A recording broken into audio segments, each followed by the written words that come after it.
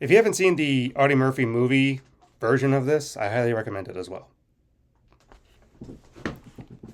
Hello, and welcome to my channel. My name is Brian Wheeler. I have a straw in my mouth because when I was in the Army, I had like a heat injury thing happen, so I can't talk right unless I'm biting down on something.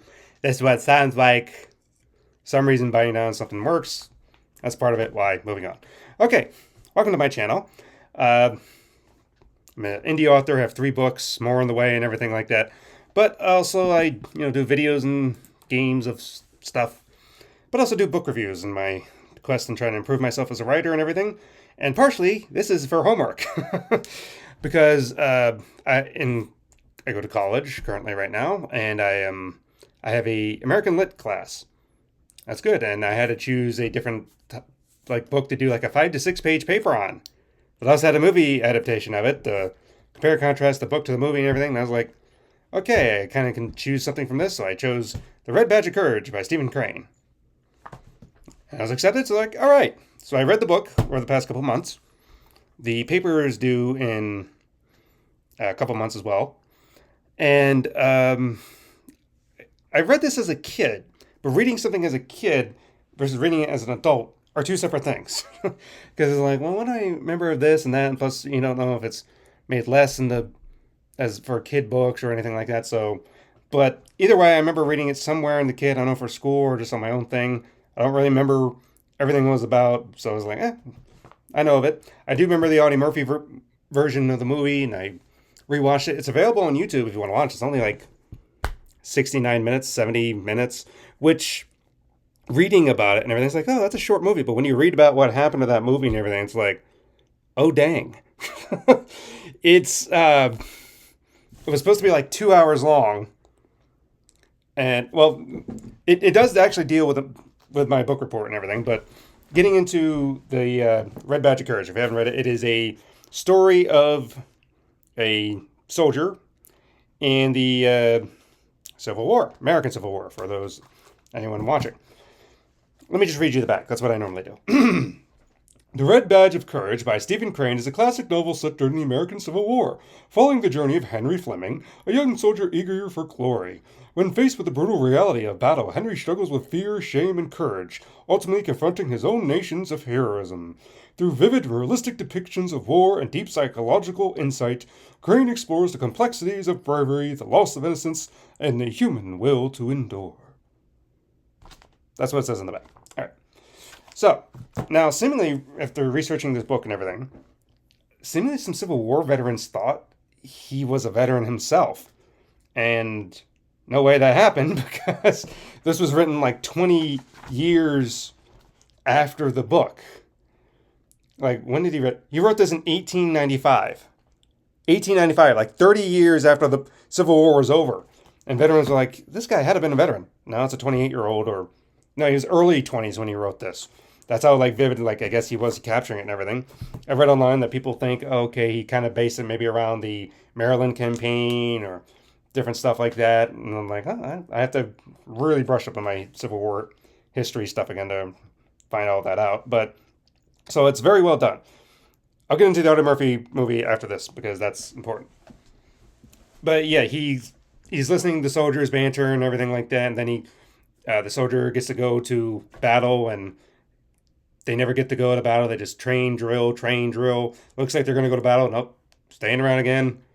Then they dig in, stand around again, do nothing. Then they finally get there. They start shooting and stuff. And the first volley, like, hey, looks like we won. But then the Confederates come again, and he books it because he's afraid. And he runs and feels bad and sees wounded and different things. And he comes back, and basically he redeems his running away stuff. So, because standards of, warfare and everything back then, kind of like, almost like, not like Napoleonic War, especially, but the early part of the war, especially, they just, staying in firing lines and fire, charge. But, I don't know why that's there. From when I read it as a kid to reading it as an adult, the language hasn't changed. And my understanding is like, that's complex. But as an adult reading it again, it's a short book. It's only 80 something pages. So you could hypothetically read it all in a day. 86 pages, at least in this version. it almost feels like, and this is the way I'm picturing it, that Crane was, because the way the depictions of everything, of like what he felt and everything like that, it's like he's grabbing on to almost like, it's weird to say this. I can compare it to another Civil War book, based because he based everything off of firsthand accounts and everything like that. And he was, freshly there. He could talk to veterans himself. But there's another book I have by Carl Bacon, An Eye for Glory, Civil War book. I think I talked about it once before, but I'll talk about it again one day because I'll probably reread it. It's been years since I've read it. But he used a lot of notes from Civil War veterans from the regiment and everything like that, and to talk about what he did and everything like that. But unlike what he did with this, compared to this, it almost feels like I was reading like a Greek tragedy, not Greek tragedy, but something like a Greek myth, almost with the way the language was peppered throughout. I don't know. I know that's weird to say that, but just the way he describes certain things and everything, it feels like almost too classical from like an eon by that was like translated for some weird reason. I kept feeling like that. I don't know why. I've read Treasure Island. I've read Gulliver's Travels and everything written in the 1700s and early 1800s or whatever, and it's just like even that doesn't feel. It's just even though the language is far different and everything from that time period to this, you can say more complex this, but the way he just weaves everything in this, it just felt like almost like an insight to back then. I don't know why. Of all things, I'm like, why am I thinking like that when reading the book? But that's what happened, and it was just like a weird thing. It's like, huh, interesting. So it's very well written and everything. It does kind of dawdle on and how he thoughts and everything like that, but it's just interesting in that point. And the main reason I think of this book is because of the Audie Murphy movie. My dad, allowed me to watch war movies growing up, but like The Hell and Back with Audie Murphy, because it's a World War II hero and everything. This is a biographical movie, but he was also cast in the Red Badge of Courage movie, and it's kind of surreal having him in that role because he fits it so well. Like I can't really imagine anyone else in that role. He fits it so well, but it's not Audie Murphy. It's completely opposite from Audie Murphy. Audie Murphy doesn't run. Audie Murphy doesn't do this and that. Like I watched recently the Fat Electrician's thing on Audie Murphy, and it's like, yeah, Audie Murphy's not a guy who's going to run from a fight at all. He would head it straight on and everything. Him actually going out in the thing and stuff would be more Audie Murphy. But I mean, it was just so interesting and everything, and that movie gives it a surreal feel to know like that's Audie Murphy and a war film doing stuff like that. But the movie is very well done. It's only, again, 70 minutes long, but the problem is with the movie is it has a couple issues because the studio reacted to a focus group that thought, oh, we don't like the Civil War movies and stuff, and they didn't think anyone would like a Civil War movie, so they cut out half the movie and added narration, and the final result is there. It's good, but what all could have been there and entailed if it had the full 2 hour version is lost because all that material and film is gone. It got like lost in a fire. They took away from the director. And even when it was lost and everything, they tried approaching the director years later saying like, hey, do you happen to have the stuff of the Red Badge of Courage and everything? He's like, you took it from me. It's gone. So it's kind of lost the time what full version he might have had. Because when you watch it, it's actually really good. The battle scenes and everything, the way it's set up. It's just like, this is a solid film. And it's easy to watch and everything. It's just sad that it's like, oh, it's all gone. So it could have been like a actual modern masterpiece, and you can say in some ways, but it's not because it got butchered and everything like that. It was a failure at the box office at the time, but from a historical point of view of what happened to it, and because it deals with Audie Murphy and everything, it's a solid movie in its own right. Now, I'm trying to get my thoughts together and everything like this because I could partially look at this video later in case I want to read it and everything like that. There's one thing about the movie and the Audie Murphy movie, whether it was in it or not, that I don't remember it in it. But there's another movie also on YouTube that's about a little bit longer, 2 hours later. It was made like in the 70s. It has the guy who's from the Waltons, but I don't know anything about the Waltons except that I know it existed because it was always shown on TV when I was growing up. It was either that or Little House on the Prairie. And I never really I watched Little House on the Prairie a couple times, but I never watched Waltons. But I know it was a thing. I don't know why it was a thing. I don't even know anything about it, but I know it was a thing.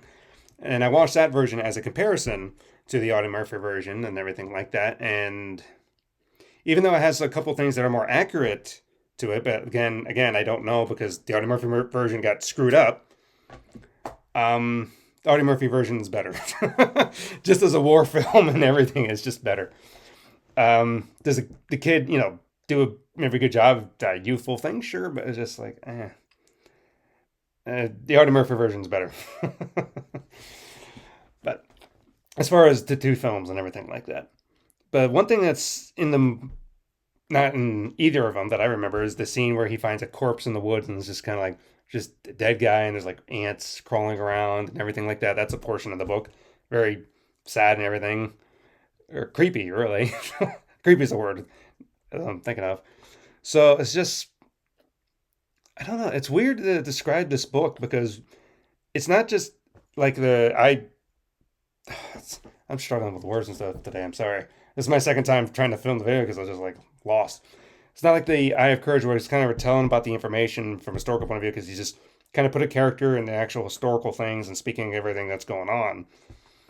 But it's just like they both took the same thing of first-hand sources from there. The exception is Stephen Crane lived during the era where he can actually interview, actual soldiers and everything from that time. But it's like Red Badge of Courage.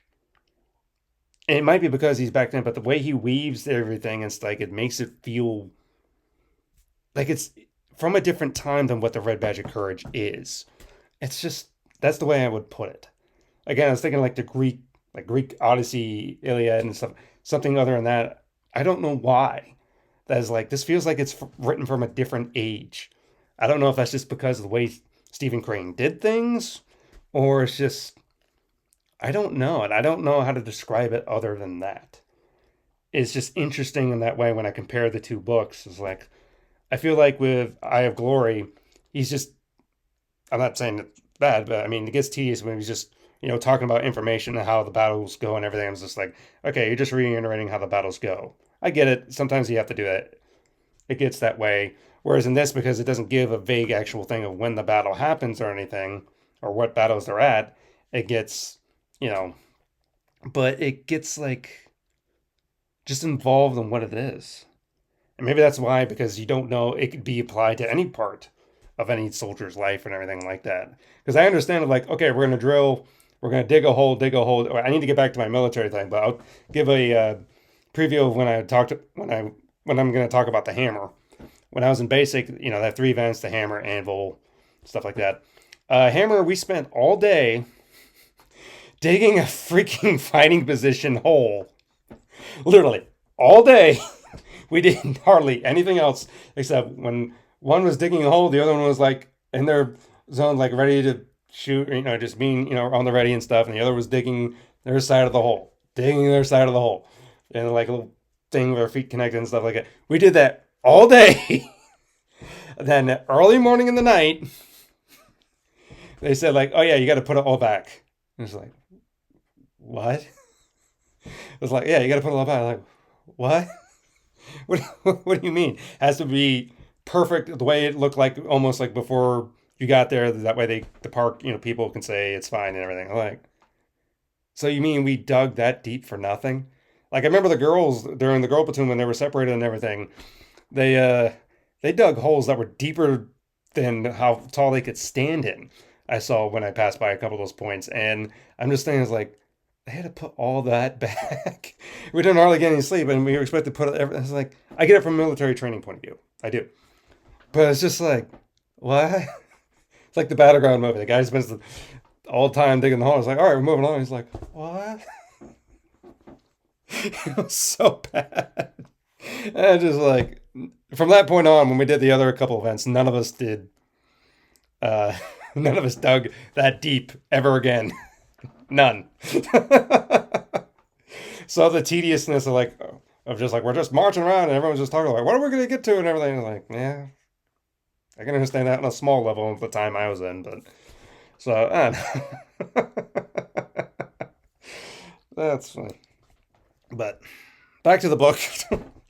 Sorry, this review is a little bit sporadic, but I'm talking just straight from what I think about it and everything. Would I recommend the book? Yes. Is it kind of hard to read through with everything?